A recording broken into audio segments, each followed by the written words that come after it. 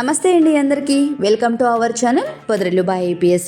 ఈరోజు రెసిపీ వచ్చేసి దేవీ నవరాత్రిలో అమ్మవారికి చేసే నైవేద్యం కదంబం. చాలా సింపుల్గా అండ్ టేస్టీగా ఎలా చేసుకోవాలో చూపిస్తున్నాను, తప్పకుండా చూసేసేయండి. అలాగే మన ఛానల్ని ఇంకా ఎవరైనా సబ్స్క్రైబ్ చేసుకోకపోతే తప్పకుండా సబ్స్క్రైబ్ చేసుకోండి. ముందుగా కుక్కర్ గిన్నె తీసుకొని అందులోకి 1 కప్పు బియ్యం, అలాగే 1/2 కప్పు కందిపప్పు వేసుకొని బాగా కడుక్కోవాలి.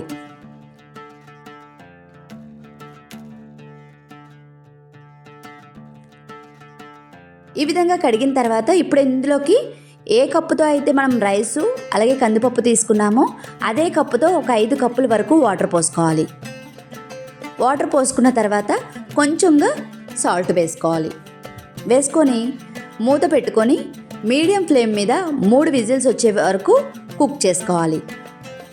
ఈ లోపల మీరు ఒక గిన్నె తీసుకొని అందులోకి పెద్ద నిమ్మకాయ సైజ్ అంతా చింతపండు నానబెట్టుకోండి. ఇక్కడ నేను కూరగాయలు ఆనపకాయ, వంకాయ, అలాగే క్యారెట్, బెండకాయ, ములక్కాడ తీసుకున్నాను. ఇవన్నీ కూడా ముక్కలుగా కట్ చేసుకోవాలి. తర్వాత స్టవ్ ఆన్ చేసుకొని గిన్నె పెట్టుకొని అందులోకి ముందుగా కట్ చేసి పెట్టుకున్న వెజిటేబుల్ ముక్కల్ని ఇందులోకి వేసుకోవాలి. వేసుకొని ఒక పెద్ద గ్లాసు వాటర్ పోసుకోవాలి ముక్కలన్నీ కూడా ఉడకడానికి.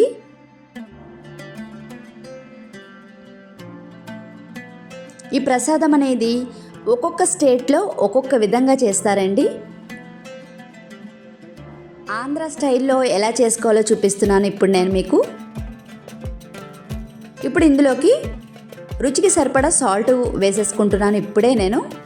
వేసుకొని బాగా కలుపుకొని మూత పెట్టుకొని మీడియం ఫ్లేమ్ మీద ముక్కలన్నీ కుక్ అయ్యే విధంగా కుక్ చేసుకోవాలి.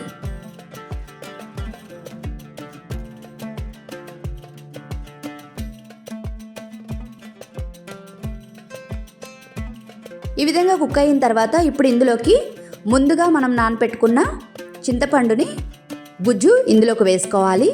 మీకు కదంబం కొంచెం పలసగా కావాలంటే కనుక ఇంకొంత పులుసు యాడ్ చేసుకోవాలి.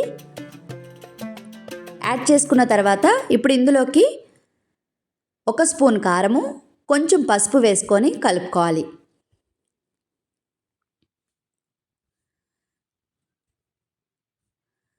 ఇదిగోండి, రైస్ కూడా మనకి బాగా కుక్ అయిపోయింది. ఇలా మెత్తగా ఉండాలి కదంబానికి. ఇప్పుడు ఇందులోకి సాంబార్ పొడి 2 స్పూన్లు వేసుకోవాలి. ఈ సాంబార్ పొడి అనేది ఇంట్లోనే ప్రిపేర్ చేసుకున్నానండి నేను. ఇది ఎలా చేయాలనేది కూడా నేను ఫుల్ వీడియో ఛానల్లో అప్లోడ్ చేశాను. మీకు కావాలంటే కనుక చూసేసేయండి. ఈ విధంగా వేసుకున్న తర్వాత ఒక్కసారి విధంగా కలుపుకొని మనం ముందుగా ఉడికించి పెట్టుకున్న రైస్ని ఇందులోకి వేసుకోవాలి.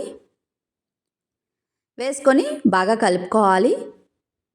ఇక్కడ ముక్కలన్నీ కూడా బాగా కుక్ అయిపోయినాయండి. ఈ విధంగా కలుపుకున్న తర్వాత ఇప్పుడు మనము పోపు పెట్టుకుందాము. చూస్తున్నారు కదా, చాలా చాలా త్వరగా కూడా అయిపోతుందండి.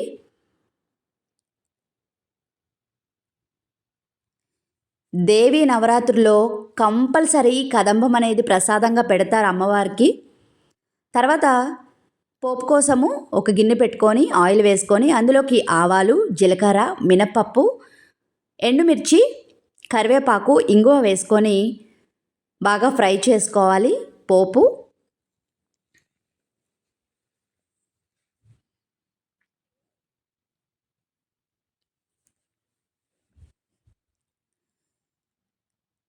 ఈ విధంగా ఫ్రై అయిన తర్వాత ఇప్పుడు మనము కదంబంలోకి వేసుకోవాలి.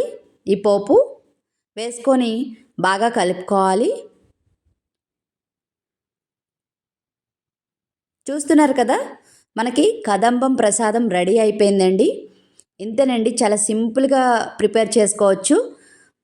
మరిన్ని వీడియోస్ కోసం please like, share and subscribe. Thank you.